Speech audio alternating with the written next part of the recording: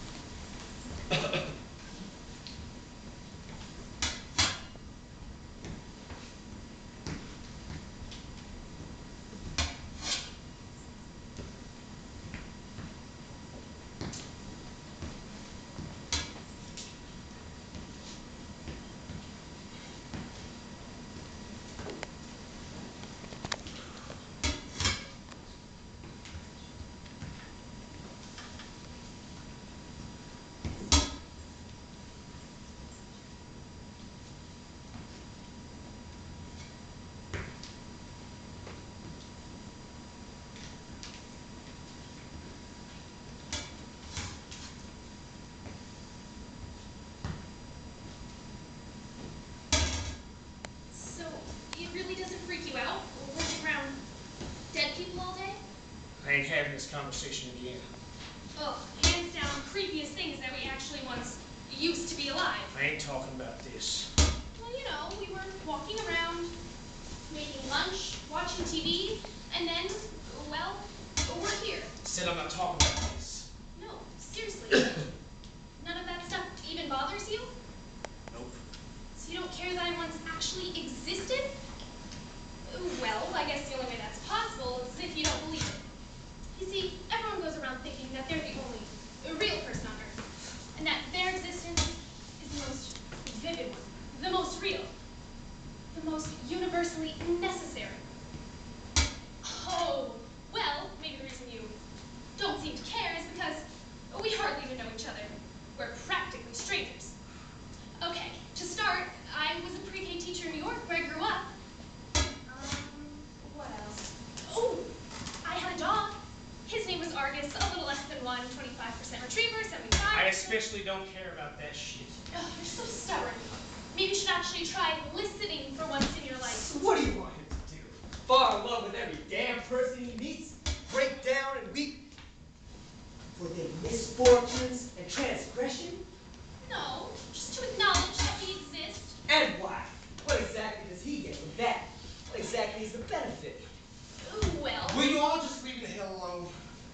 Son, I totally respect that. You can't get no work done with us yapping about something you don't give a damn about in the first place. I totally get that. That's because I'm on your team.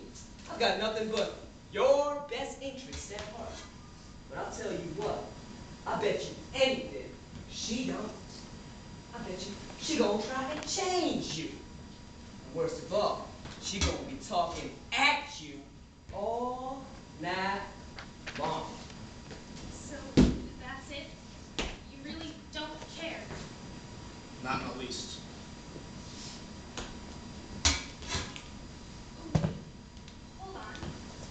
I locked Argus in his cage that day. No, I definitely didn't leave him any food.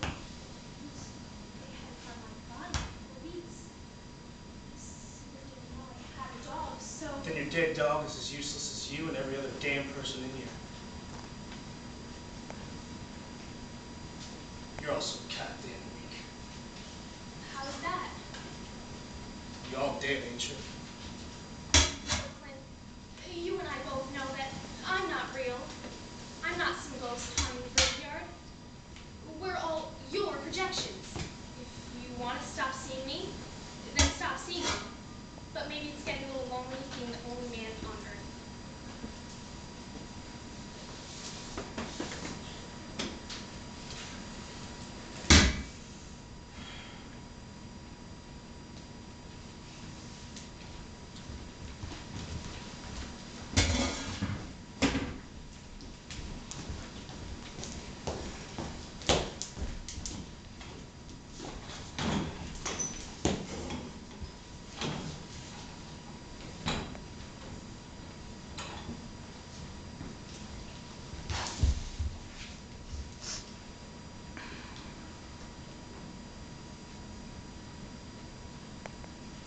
Well, I gotta get.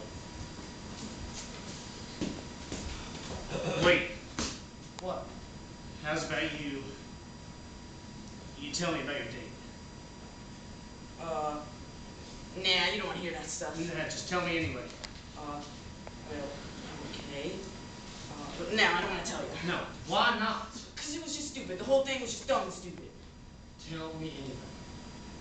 Fine. So I'm pretty sure it was just about the best night of my whole life. The best star. Kim is just the nicest person I've ever met in my whole life. The whole night she was going about pretending like I was funny and smart and charming and beauteous and other nice stuff like that, which don't really make no sense at all because she really was funny and smart and charming and beauteous and other nice stuff like that. And for a second there, she had me convinced like she liked me, or even like she liked me. Man, you don't want to hear this crap. Yeah, I do. Just keep going. And we ate at this place that was real nice, and she was real nice, and every little thing was real nice. Plus, she's just a downright happy person. Everything she does, she's real happy doing it. You can tell just looking at her whole life, just brimming with happy. You can tell that every person she meets is just nice and friendly and sweet. Oh, right, I even tell you about how pretty she was. Clint, she was the prettiest girl I ever met in my whole life. Hands down. Ain't nothing to compare to. Everything about her was just so nice. And I'm the type of guy who takes too kindly to nice. Because sometimes it can sort of like get you down. Make you feel like there ain't exactly an even distribution of that there. Like, how come some folks got so much of it and I ain't got none at all? Like it's out there, but it ain't for me to have, just to look at. But Kim, though, she's the type of pretty that can make you real sad, but in a good way. Like, you ever hear them people talking from England doing a real good impression talking like us Americans do? It was like that sort of sad. You realize how small you is, but in a good way. Like you're part of something bigger. You ain't alone on your own little island. Overall, I think it was just a real good date. Yeah, well... Oh, and also... No! You're done. I understand you had a pleasant evening. I get it. I don't really give a shit. Honestly, buddy, why waste my time on you? You want to know why you're my best friend? No. Because you just don't give a damn about anything. No, I mean that in a good way. Like when we was in high school, you were real smart. Not that you ain't smart now, but back then you would like read books and do math and science type stuff. I remember once they even gave you a reward. Anyway, when we was done with school, you could have done anything. Studied medicine, gone to college, we lawyer, I mean anything.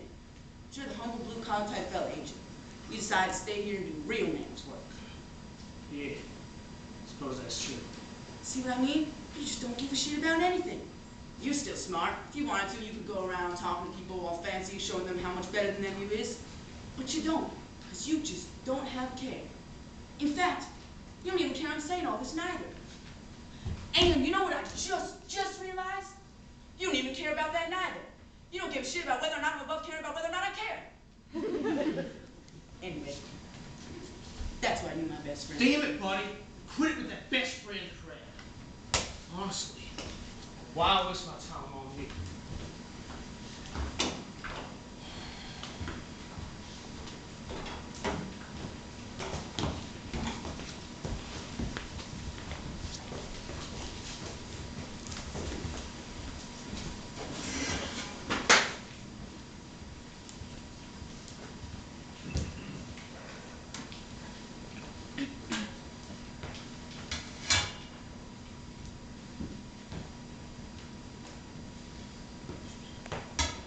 Poor buddy. Don't you ever feel guilty taking such flagrant advantage of him? I ain't taking advantage of him. Oh, come on. It's heartbreaking watching him blindly march into that awful scheme of yours. He's just so genuine. I don't got no scheme. Well, maybe you're not conscious of it. There's definitely a very intricate, complexly nuanced scheme that I just witnessed firsthand this afternoon. No? You're not even curious? You don't even want to hear about the subconscious impetus propelling your thinly veiled plot? Well, indulge me for a second. You know, Buddy adores you because you don't flaunt your superiority. You keep yourself to yourself. But this total indifference regarding the recognition of your paragonical traits is the epitome of those traits. Are you following so far? So you see, even though you convince yourself that you don't give a care about what anyone thinks about you, you're really only assuring that your apathy will entitle you to that coveted double recognition. The kind of recognition usually reserved for the posthumous works of ethically stubborn artists. That infinite, perfect loop of the recognition of recognition ambivalence. Seems like quite the scheme to me. People gonna think what they want. I ain't got no choice. Try to actually listen to what I'm saying to you. No. Well, why not? 'Cause I know it ain't true. Yeah, and if you really believe that, well, then I wouldn't be here right now. You know, you say you hate how weak everyone is, but don't you see how badly you need to believe that? Your superiority is entirely contingent on their inferiority. You've got this awful habit of human hate watching. Which is what? Well, hate watching, simply put, is when a person makes a conscious decision to watch something they know they're going to hate. I mean, it's not exclusively hate watching. There's also hate reading, hate listening, hate shopping, hate anything. There's a whole plethora of ironic activity to choose from. So what a hate viewer does is they plop down in front of some stupid sitcom or open a trashy gossip magazine or whatever, and they just let the hate flow. They laugh and scoff and jeer and scowl and enjoy themselves because it's fun. But it's more than just fun. There's something downright transcendent about it.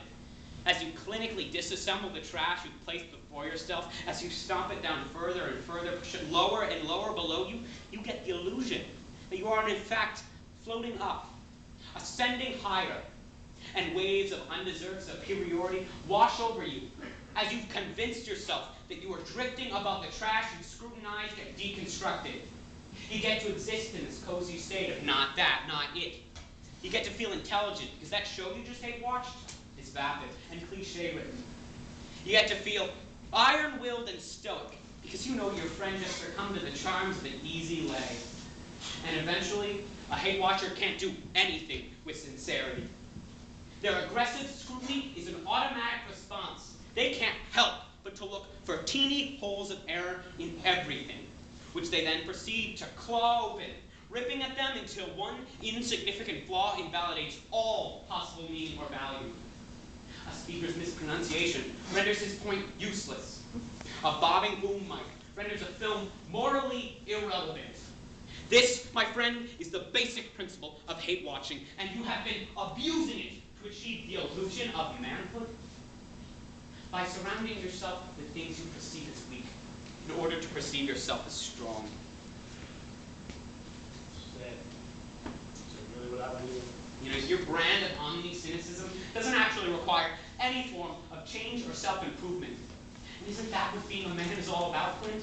Working ceaselessly towards a singular goal? Being a man is about wanting to build yourself up higher and higher. It's about constantly working to make yourself a better person. I'm taking the easy route. Yes, exactly. Real growth requires work. I mean, it's not going to be easy, but if you really want to get this title that you prematurely award yourself with, then your mantra has to be improvement. You got to constantly work at it. Force that progression. I will. Here's the thing, though. As long as there are those around you who inspire contempt, you're always going to fall back on that renewable resource, that effortless cynicism. You know, this whole improvement thing isn't centered solely on you, you know. It's also about those you convince yourself you hate so much. Look, I have no interest in helping nobody. Well, then you really don't want to change, do you? Unless you can help them to grow, unless you can help them to be the man you yourself want to be, you're always going to be that big fish in the small pond, Clint. Teach them anything. I don't care. As long as it's something you think is genuinely beneficial. Stop feeding off the small fish, Clint, and teach them to be